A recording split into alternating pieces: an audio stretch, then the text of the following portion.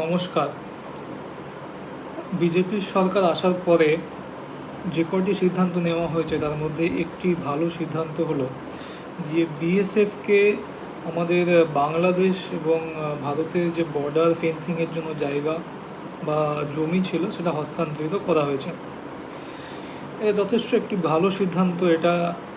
এবং যদি একটু দূরদৃষ্টিতে দেখা যায় তাহলে দেখা যাবে যে এই সিদ্ধান্তের প্রয়োগে আমাদের বর্ডার আরও সিকিউর হবে।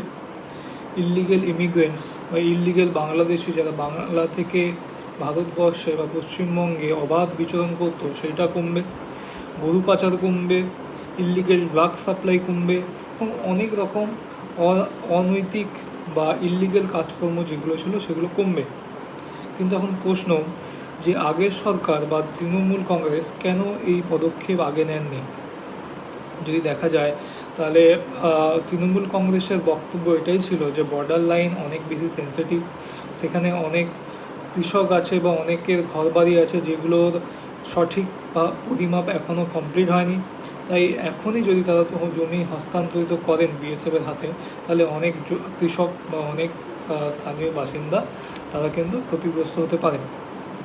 কিন্তু যদি এই লজিকে ভাবেন বা এই সকল সমস্যাগুলো ভাবেন তাহলে তার কিছু সলিউশনও আছে। আপনি একটা প্রবলেম দেখিয়ে একটা রাষ্ট্রের বর্ডার সিকিউরিটিকে এমনভাবে খোলামেলা বা এমনভাবে ইনসিকিউর অবস্থায় রাখতে পারেন না। যদি একটা সমস্যা ছিল তার সমাধানও আছে।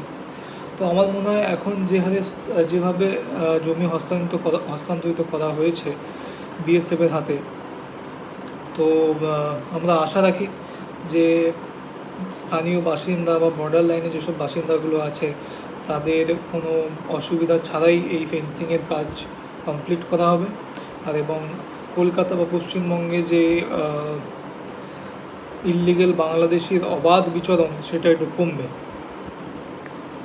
অ্যান্ড অবশেষে একটা লক্ষণীয় ব্যাপার যেটা আমার তো চোখে পড়ছে যে কলকাতায় হঠাৎ করেই যেন রাস্তাঘাটের মানে যে গজিয়ে ওঠা দোকানপাটগুলো ছিল বা গজিয়ে ওঠা হকার ছিল তারা আর কেউ নেই। কলকাতার রাস্তাঘাট হঠাৎ করেই কেমন যেন শুনশান ফাঁকা সুন্দর মনে হচ্ছে। আপনাদের কি সেম মনে হচ্ছে? যদি মনে হয় তাহলে কমেন্টে জানান। থ্যাংক ইউ, ধন্যবাদ।